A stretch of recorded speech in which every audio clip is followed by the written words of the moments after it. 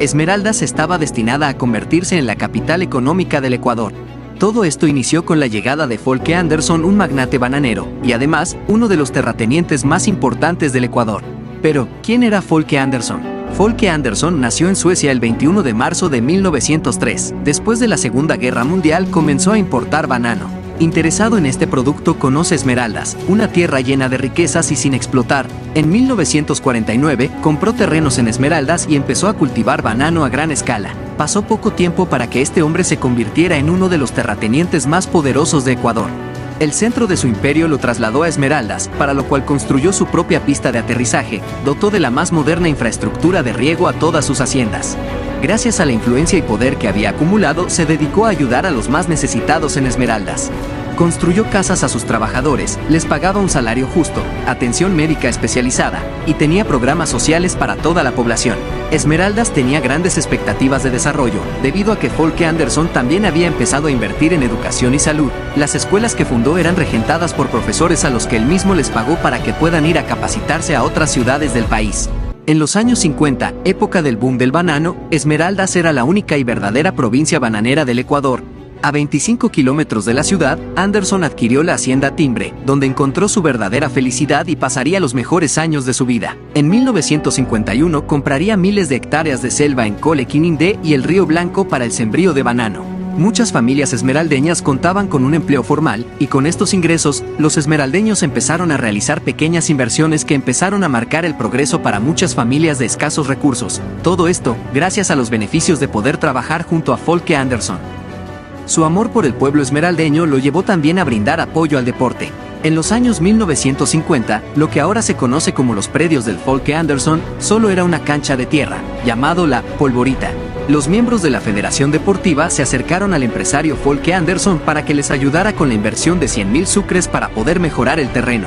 La edificación fue una sorpresa para todos, porque pensaban que Anderson construiría un edificio de madera como era costumbre en la época.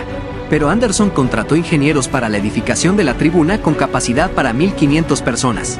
También instaló camerinos y baños para jugadores y contrató al pintor Efraín Andrade Viteri, pintor del siglo XX, por un costo de 3.000 sucres, para el diseño de las esculturas de la fachada que muestran al deportista esmeraldeño. Pero, ¿qué pasó después? ¿Cómo murió Folke Anderson?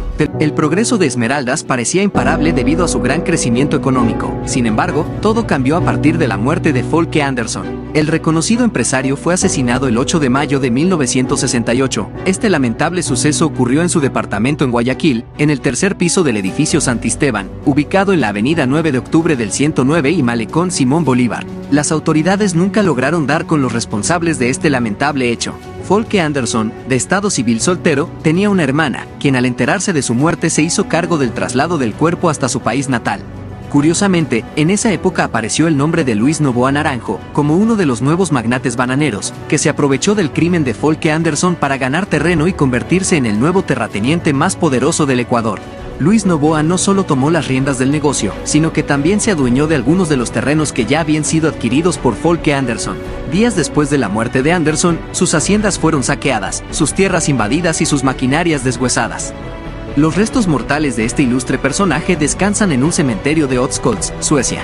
Pero, ¿cuánto afectó la muerte de Folke Anderson para el pueblo de Esmeraldas? Mucho, y es que mientras Folke Anderson cumplía con sus obligaciones como empleador y ayudaba al pueblo de Esmeraldas, Luis Noboa Naranjo se convirtió en el más grande explotador. Un grupo de esmeraldeños que antes laboraba en las bananeras de Folke Anderson, fueron por necesidad a trabajar en la bananera de Luis Noboa.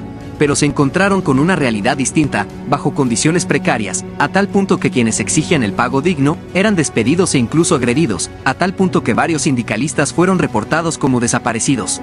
Con la muerte de Folke Anderson, murieron también las esperanzas de progreso y desarrollo de Esmeraldas, que estaba destinada a convertirse en la capital económica del Ecuador.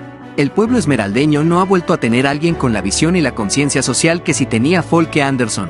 Lo que sí está claro es que el apellido Noboa es nefasto para la historia del pueblo de Esmeraldas. Esta historia demuestra que detrás de esta fortuna está el sufrimiento del pueblo esmeraldeño, un pueblo al que lo han explotado y le han vulnerado sus derechos. La realidad es que a los millonarios nunca les ha importado nuestro pueblo, principalmente a la familia Noboa. Así que cuando vayas a decidir el futuro de nuestro país, recuerda que Noboa es sinónimo de explotación laboral y maltrato para nuestros hermanos esmeraldeños. Esta historia no puede repetirse.